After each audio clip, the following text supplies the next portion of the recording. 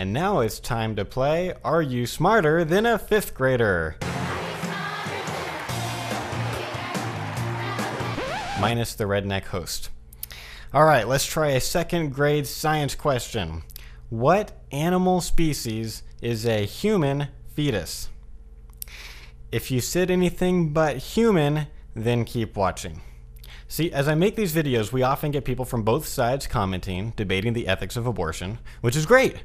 But we've had a lot of people simply refuse to accept the scientific fact that an unborn embryo or fetus is a human being. For example, it's a living thing that could become a human being, but in the meantime causes a great deal of harm and potentially a great deal of trouble for the host. It's not like we lay eggs. It's a living thing that could become a human being. If people are dumb enough to think that stem cell research kills babies, then they are retarded. You aren't destroying a human life, you are destroying a cell in a dish. The baby is not a distinct human being until it is sentient and viable human able to survive outside the womb. Until that time, it is completely dependent upon the woman's body. And one more example, it is not a human being until it is born. It is a fetus while in the womb. See, biogenesis states that living things reproduce after their own kind only. In other words, cats have cats, dogs have dogs, humans have? No, not platypi either. That's it, humans. And yes, that was a shameless dad moment using my own child to make a point on the internet. But he's cute though. Anyway, biogenesis is taught in second grade science class. For example, this is California's second grade science textbook, and on page 45 it says, you know that cats have kittens and dogs have puppies. Animals have babies that look and act like their parents. Plants work the same way. So according to California content standards, by the end of second grade, students must know that organisms reproduce offspring of their own kinds and that the offspring resemble their parents and one another. You can also read this online. I've got a link on the left to the California Department of Education Science Content Standards. You can scroll down to page 14 and you'll see the exact same thing. Here's the deal. A human being is a living member of the species Homo sapiens. In the entire history of our species, we've never had an instance where two human beings came together and came up with a non-human that became human at some arbitrary point later, like birth. This is so simple and evident that even pro-abortion choice philosophers admit the fetus is human. For example, famous abortion advocate Dr. Peter Singer writes on page 11 of his book, Bioethics, an Anthology, written with Helga Kuhse, conceived of human parents, zygotes, embryos, and fetuses are human.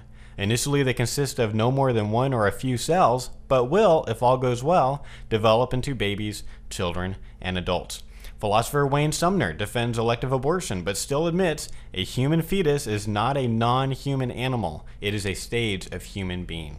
In Planned Parenthood versus Rounds, the South Dakota District Court of Appeals upheld a law requiring abortionists to inform women in a written statement 2 hours before their abortions that, quote, the abortion will terminate the life of a whole, separate, unique, living human being, end quote. In the court's decision, it says, quote, in essence, the statement that an abortion terminates a whole, separate, unique, living, unborn member of the species Homo sapiens is nothing but an unremarkable tautology. It is simply a restatement of the definition of abortion. Abortion is defined as the termination of a pregnancy after, accompanied by, resulting in, or closely followed by the death of the embryo or fetus. And they reference Merriam-Webster's Collegiate Dictionary, the 11th edition. No one contends that the embryo or fetus is a member of any species other than Homo sapiens, and it is difficult to imagine the death of an entity that was not whole, separate, unique, and living in some sense beforehand. Look, I can understand if someone just makes a mistake, mistypes their comment, or uses the wrong word. We've all done that. But sometimes we'll then correct the commenter and say, well, you know, actually we do know biologically speaking it is a human being, and they'll argue back with us, and it'll get into this long thing where we just can't get the person to accept the basic scientific facts that they're teaching in second grade. And sometimes when this goes on and on, I got to tell you, it feels like, you know, if a NASA scientist were debating with one of these guys that still thinks the Earth is a flat disk sitting on a turtle.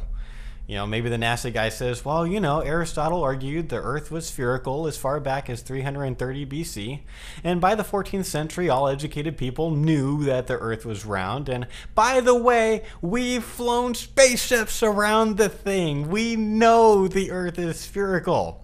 And then the flat Earth guy kind of looks back and says, well, that's just your view. I think the Earth is flat, and don't bring up Aristotle or a bunch of scientists. That's just quote mining.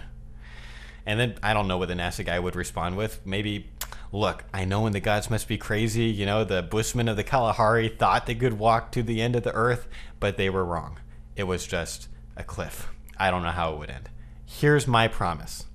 If somebody can respond with an argument proving with science that the unborn fetus is not human, I'll shut down this YouTube channel. But don't respond to my argument with just, that's just your view. Make an actual argument for your view, or admit the scientific facts that the pro-abortion choice philosophers admit to, and perhaps we can move this dialogue further. I'm Josh Brom, and this has been Science Matters.